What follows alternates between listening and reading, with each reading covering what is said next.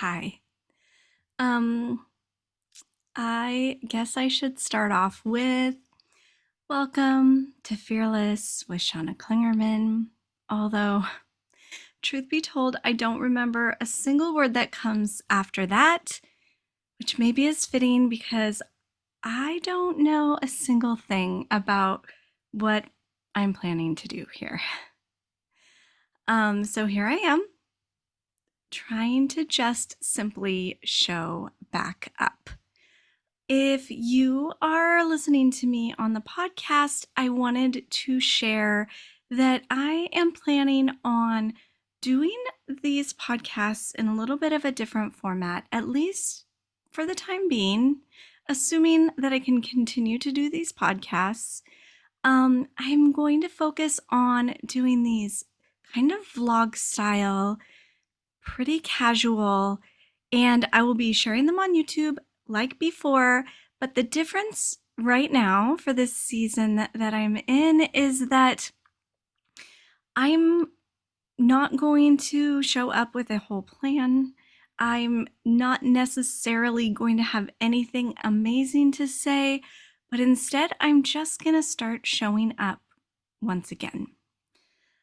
If you were following me before, back in last February, March, even April, I think, um, you know that I was releasing podcasts every week. I was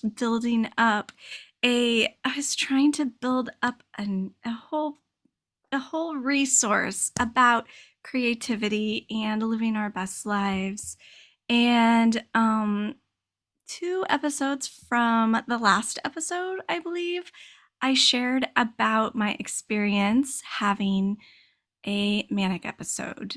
And when I shared that, little did I know that that was actually just the beginning of an extremely intense manic episode that completely knocked me off my feet.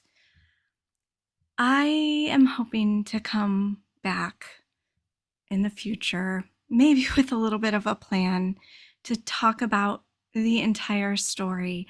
It that will that It's been 8 months since I stepped down from a lot of the work I was doing and actually took a complete sabbatical for my mental health. And between then and now, a lot of things have happened. I've learned a lot.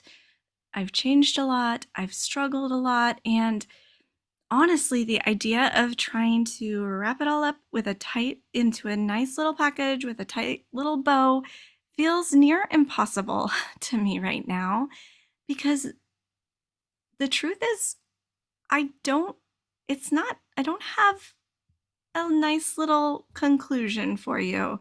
I don't, it's not steady, it's not stable. And what's ahead is uncertain. And also, what resolution looks like is different than I think I thought it would be several months ago.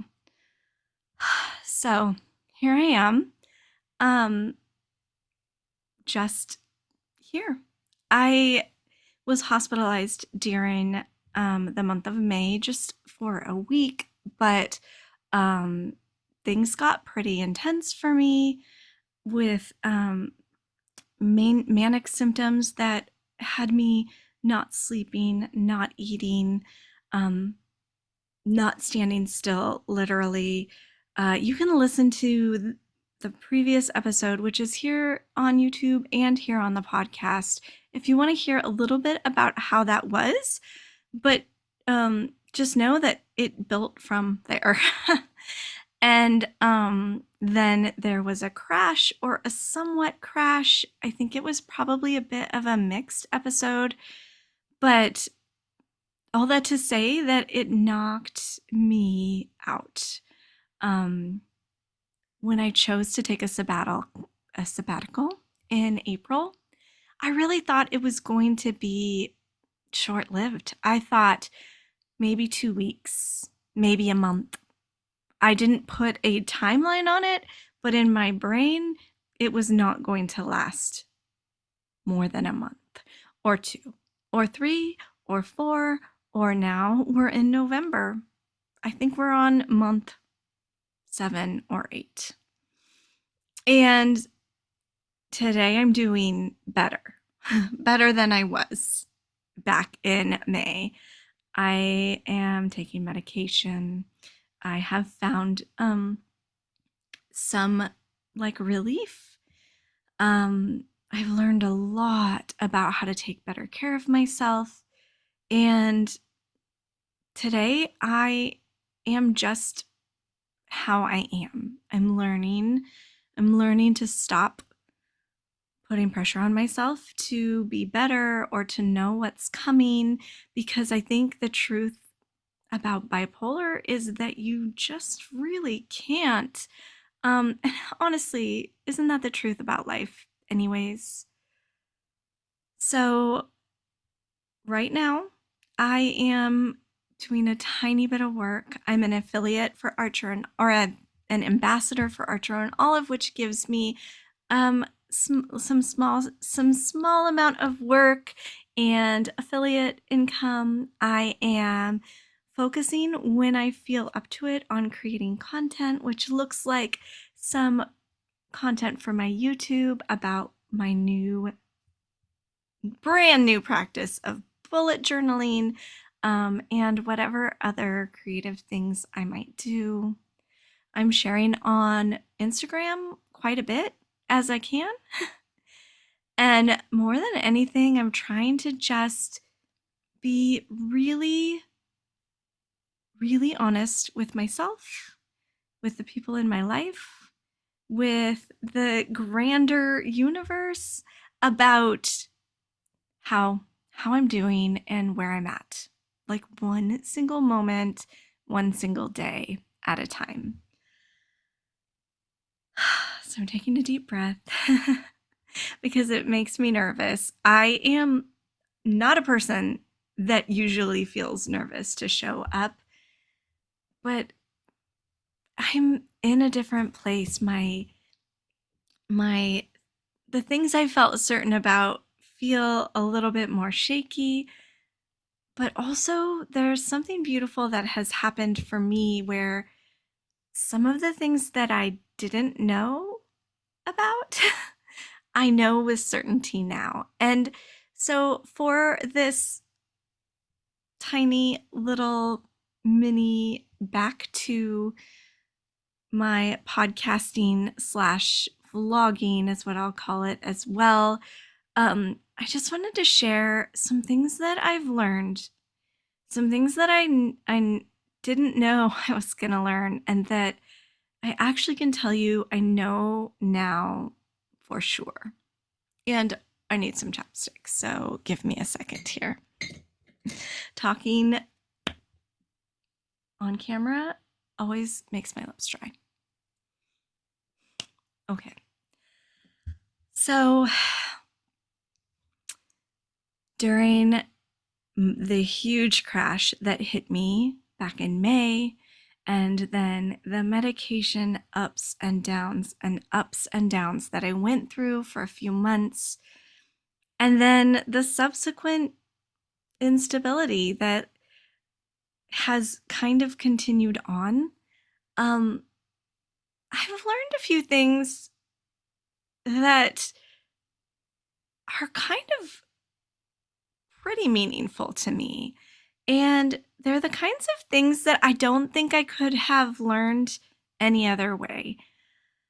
The first thing that has really become apparent to me, and I know that I knew this deep down inside my heart and my soul before, but I have really learned that the hustle, the intense urgency, not just to prove my status or to get to make a splash or to get followers or downloads or sales or whatever, but also like the urgency to do things that matter. Like, I think I was born with that need deep down in my core.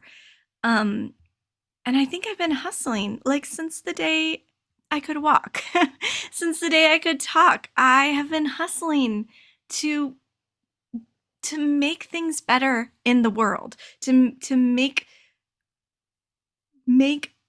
the people around me feel good, to do things that matter, to change the world in whatever way I could. And all of that is beautiful. I love that that is a piece of who I am. But also, all of that has a root. All of that comes from this deep longing, this deep need to to matter, to to be worthy, to prove, to prove that I deserve to be here. And I deserve the good things that I have because I have so many good things. But um the truth is that that hustle was hurting me. It was it was both making me feel so proud and also making me so tired.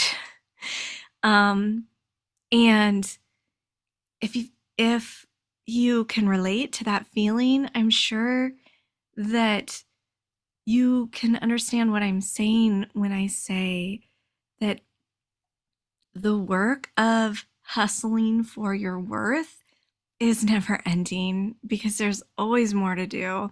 There's always more to prove. And worthiness, friends, it's inside of us. Like we can't manufacture it. We can't create it.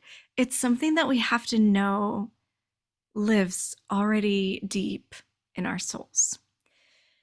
So for me, something happened when I had to step down, when I had to take my sabbatical, stop all the work I was doing, when I had to release everything, all the ways that I was trying to show up, and like bring, make life better for people around me, when everything, the rug was pulled out from under me and I was unable to do any of it. It was terrifying, but also it was such it was such a powerful experience to witness who I am without any of that. And the people around me, my community here online, and my dear family, my husband that I just can't even begin to explain to you how amazing he's been. My friends, I'm having some feelings. Everybody just was still there. Like, everybody else still loved me. They still treated me like the same person. Like, I thought who I was all those things I was efforting at. I thought who I was the way had to do with what I was giving and putting into other people. And I don't think I ever would have given that up. Quite honestly, I kept talking about wanting to learn a different way, but I don't think I ever would have given that up because I really believed that it was working for me. And in a lot of ways, it really was. I felt like people loved me. I felt like I was amazing at giving people what they need. I felt like I was doing it, like I was proving it. I was proving that I was worth the space that I take up. And as soon as I couldn't anymore, I just literally could not, I first closed my eyes and squinched them really tight and felt all the panic of a million years, all the fear of what that would mean. But then, like with time, lots of time, months and months and months of not being able to kind of get back on the horse, months of not being able to step back into all the things that honestly I felt super called to do, meaningful work. But as soon as I recognized, like, oh, I can't do it, oh, I still can't do it, and it soaked in that, like, oh, I'm not doing it. I looked around and I realized that, like, who I was didn't change one little bit. As soon as I released the belief that who I was all those amazing things that I was doing, and I really do feel like I was doing amazing things. I it was like it was like this freedom, this release, this painstakingly painful, hard to like accept freedom that like I'm just flipping me. And that's enough. And so for the past 8 months, haven't done a lot. I haven't done a lot. And first I was really embarrassed about that. And then I was really depressed about that. And then I was really scared about that for what that meant for the future. And sometimes I'm still a little bit scared, but mostly I'm like at peace. Mostly I'm mostly I'm kind of glad. I'm kind of glad's not the right word because I don't think this was a heck of a hard time and I miss a lot of the things that I was doing before, but also those beliefs were broken. They were like it was like a salvation of sorts from a sickness, from an addiction that I didn't even that I wasn't willing to fully acknowledge that I had. And I don't think I'm the only person that feels that impulse. I don't think that I'm the only person that like carries around that intense urgency to matter, to belong, to feel worthy of being here in this world. And so I guess I just want to remind you, like, turns out, guess what? I did the research. I did a little scientific experiment in which I crumbled and fell to my knees. My knees might even be an overstatement. Crumbled into a ball. I watched 14 episodes of Survivor, and I'm not lying. I literally watched 14 episodes of Survivor. I'm working through all of them from beginning until end.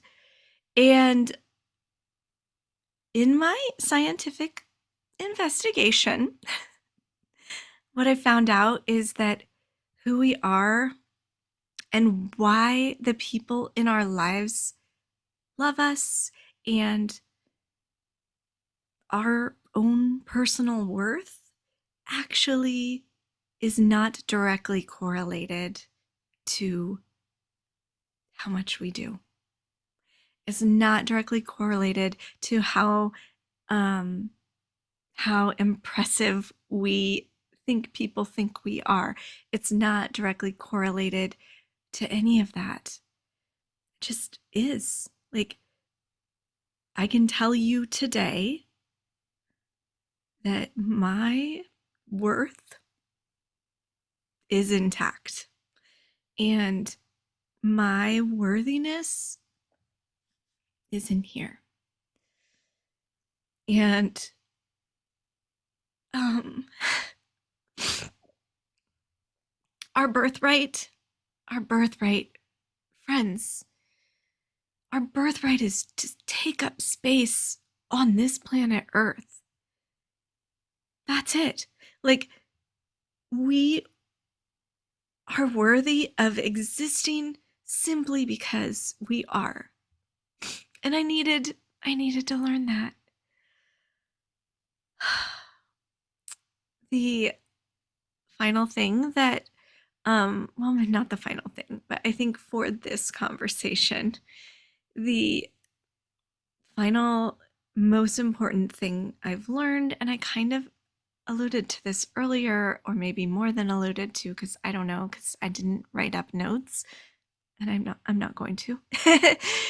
But the other thing that I've really learned, that I've really found, that I've like, it's really soaked in, I think, for reals for me, is that the only thing that we know, the only thing that matters right now is right now.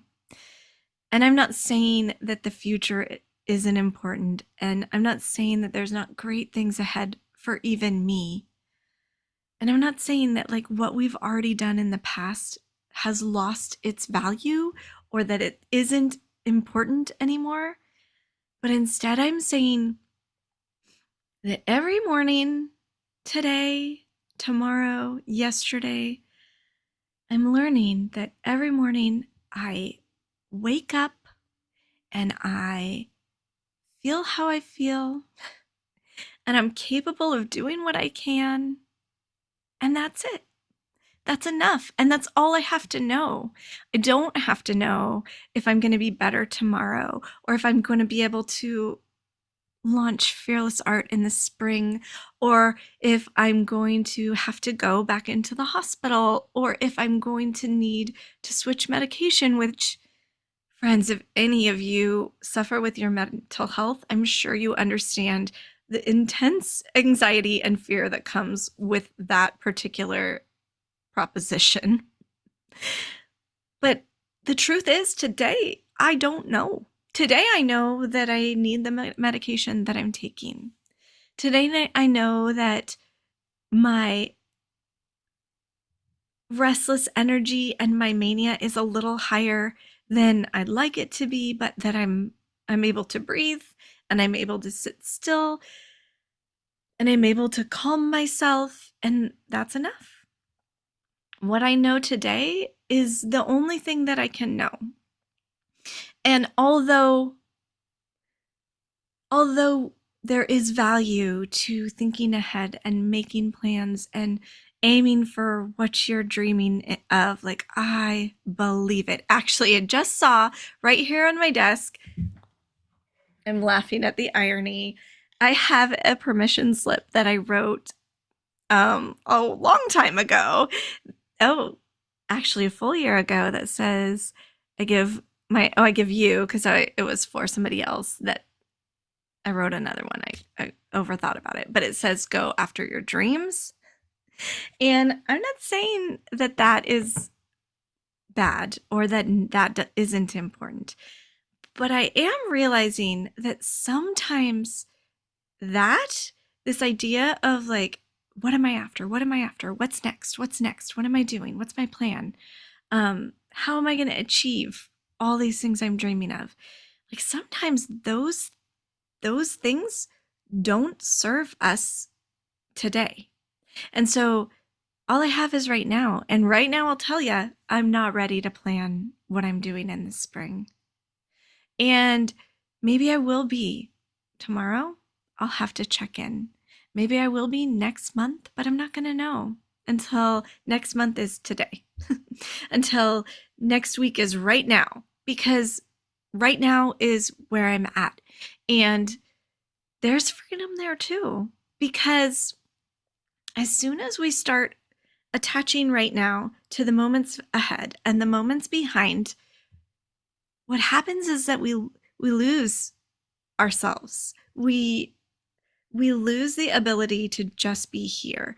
And I'm not saying when we make a plan we lose it, but I'm saying as soon as how I'm feeling right now says something about how I'm going to be in the spring or tomorrow or, over the Christmas holiday, I lose the ability to just experience and process and exist here because here is something I can manage. I don't know if I can manage the idea of the world imploding again in 17 days.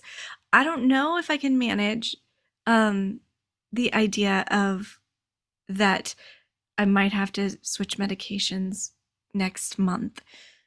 I don't know if I can manage the pressure of what I'm planning to do next spring, but I do know how I'm right now. I know what I need right now.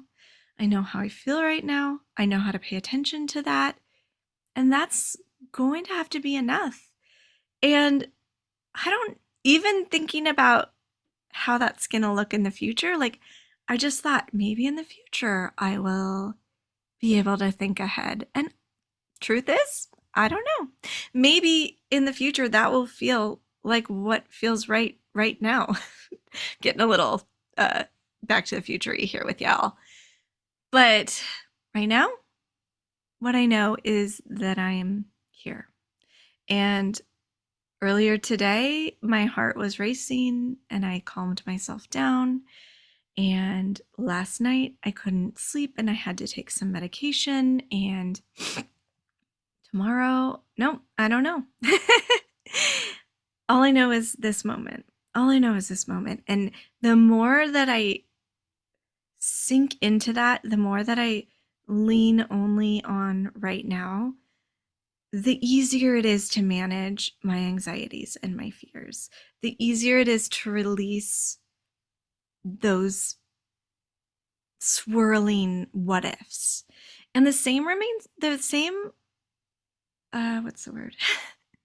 The same is true for the past. There's a word that I can't remember, but it doesn't matter. One of the things with medication is that sometimes I'm not saying all the words that I want to, but the same is true for the past because if how I'm doing right now, if I start connecting it, if I start giving it meaning based on the past, right now is the time that I would have been prepping for Black Friday and launching Wholehearted Words. And I still plan to open the doors, I think, for Wholehearted Words, but I can't use last year to gauge how I'm doing right now.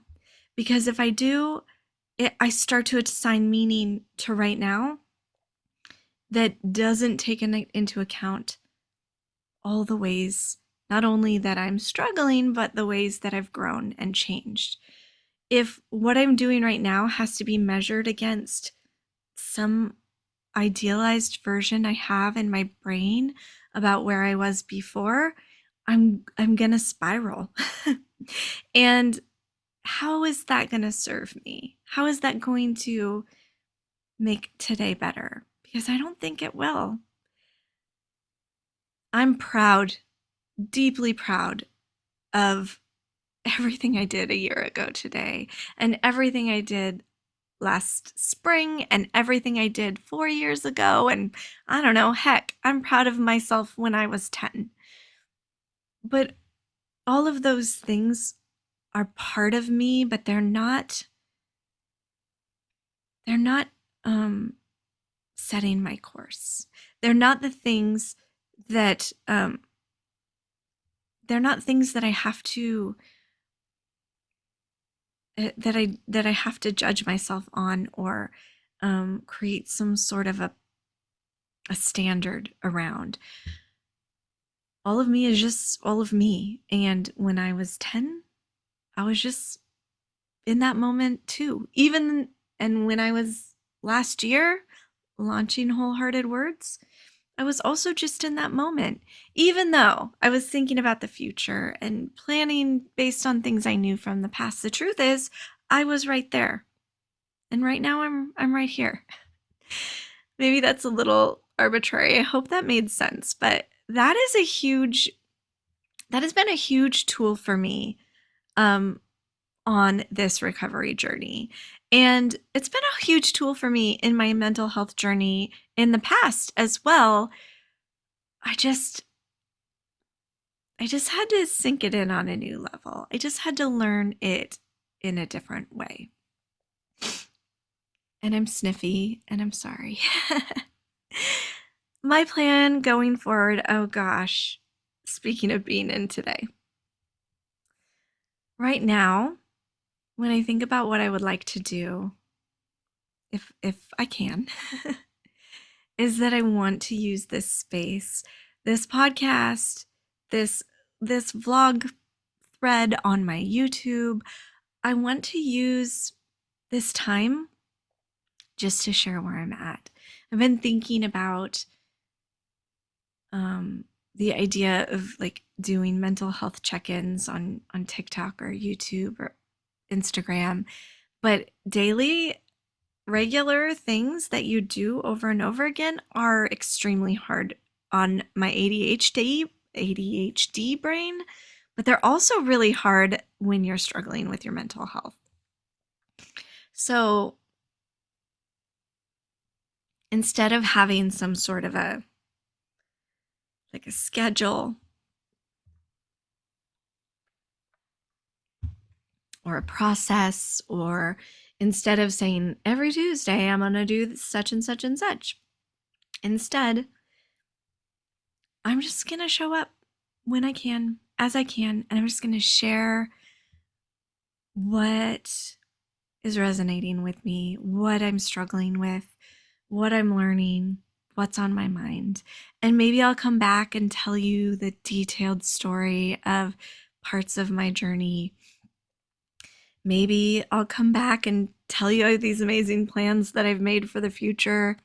Maybe. I hope maybe. I don't know. But instead of thinking super hard about it and making it a whole thing, I'd rather just treat it like this is a place where I can just show up and we can just chat. I'm not going to edit. I am not going to add any music. I'm not going to figure out my intro. I'm just simply going to press start and I'm going to share whatever is happening in my heart. Which, before we go, I'm just going to tell you one funny story, one funny little weird bipolar tale. I don't know. Something funny that's happening for me right now as I've been having kind of an elevated mood swing this past week is that I'm having a really hard time not speaking in rhyme. You hear that? It feels a little crazy, and you'll have to forgive me. I sometimes write like poems in my journal, and I used to do that a lot when I was like in high school. Um, and recently I've kind of returned to it, but I feel like I'm noticing that the more kind of intense that manic energy is, the more I want to write poems and create things that rhyme. There's this thing about mania that people share. And I don't think I'm in mania right now. Maybe I'm having like some hypomania. Maybe my mood is just elevating. Um, but I'm not like, I'm in this moment, catching myself again.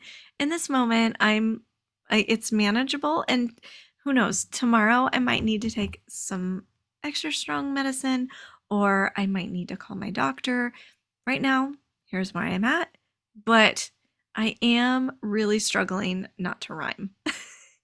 Like I want to like even when I'm just freeform journaling, I like back up and erase words because I want to change it for another word that rhymes. I like everything is kind of feeling rhythmic um in my thinking head. And so I'm in just like poet Shawna. I should have like a hat for whenever I'm in this mood. What kind of hat do poets wear? I don't know. Anyways, that's my little crazy story for you today. I am unafraid I always have been, and I always will be unafraid to share honestly about my mental health experience. Um, Ever since my first mental health crash back in 2009, it just became really obvious to me that shame grows in the dark. That is a quote that I carry with me all of the time. And so I don't feel like it's a big secret. I don't feel like it's a big, embarrassing, shameful thing. And I don't think it's something that I need to hide to make anybody else feel more comfortable. Actually, just the opposite.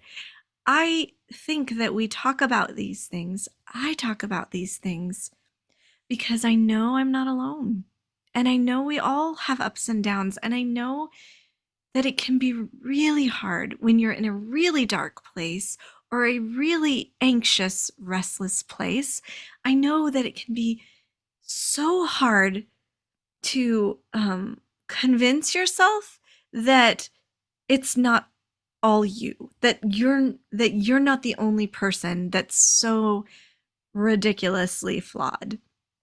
I know that it can be really easy to feel alone, and I know that I'm not alone in this struggle, and I know that any of you that are struggling are also not alone. And I say all that to invite you to share in the comments. Here on YouTube, you are welcome to leave me a comment. You can find me on Instagram. If you have questions about my experience, I would love to hear them. I can't always answer all of them right away, which is why if you leave them here on YouTube, then I can go through and read. And then next time I'm ready to show up here with you, I'll be able to check them out and see if there's something that resonates and feels like I can be helpful with. Um, but I I want I want to be an open book from everything from medications to what it's like in the mental hospital to I don't know, how have I felt suicidal? Like all of those things are fair game, and I trust myself to know when something is off limits, and I won't answer things that make me uncomfortable. The only caveat, I think that's how you pronounce that, the only thing that I would say, the disclaimer that I have for you is that I really believe that something that is extremely hurtful and damaging to me and other people that are struggling with their mental health is when people come in and try to, I guess, what's the word? Either imply that if, for example, if you had a better attitude, then it would be much easier. You just need to blank. You just need to that. And along those same lines, I've actually experienced a lot of um, that kind of line of thinking from people in the church, because there's a lot of like, if you pray enough, if you believe enough, if you spend more time with God, if you put your trust in Jesus. And I don't want to get into that because I really don't think it's anybody's business what kind of time I spend with God. But I do know that anytime we imply that somebody who is truly sick, like truly sick, because mental illness is an illness, anytime we imply in any way that somebody is sick because they are doing something wrong or because they aren't doing something that they should be, it is extremely damaging. And so I'm going to say to you right now, please don't say those things to me, but also please don't say those things to anybody else. Um, if you don't know what to say and you want to be supportive, and the things that come to your mind are, for example, your faith that has been such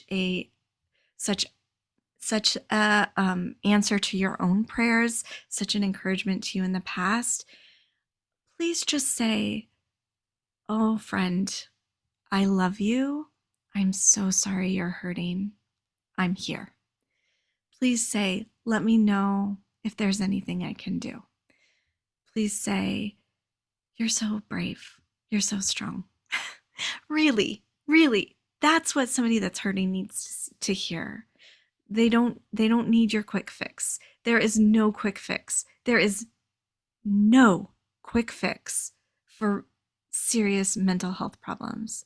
It takes time, it takes medical care, it takes therapy, it takes a lot of awareness and inner work. So use things that just say to people, "I still love you. I think you're doing great. I've got your back." That's all you have to say. But I'm not saying all that because I need all of you to tell me that. The people that I love have been telling me that, and it means a lot to me. And I mean, you can tell me that, but mostly I just want to encourage you to share. Like, if you are hurting, if you know someone that is hurting, if you're feeling a little lost and you are curious about what my experience is, if you know somebody that maybe might be able to resonate and relate, go ahead and leave a comment, tag someone, share it with somebody that you think um, might want to follow along. I do not have all the answers, not even a little bit. But what I do have is like a deep, deep, deep dedication to wholehearted wellness, to honoring my experience and all of your experiences.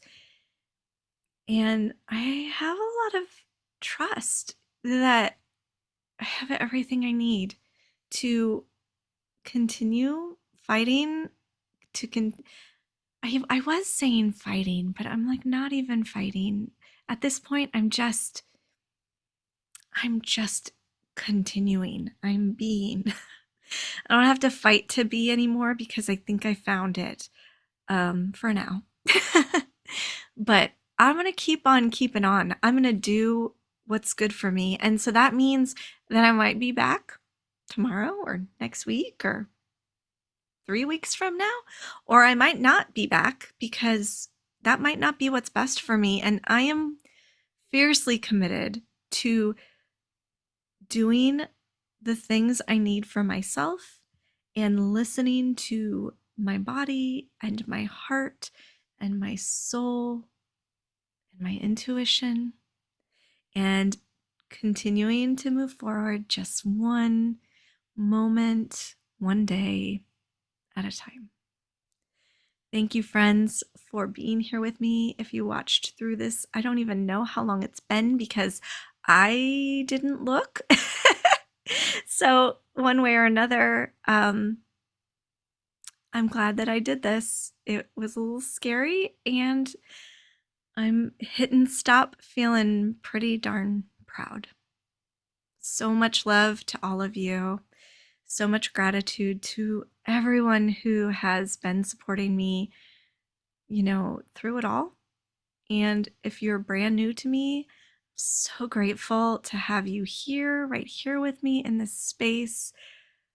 We're not alone in this. We're not alone in any of this, friends. And that is one thing that I can tell you for absolute sure.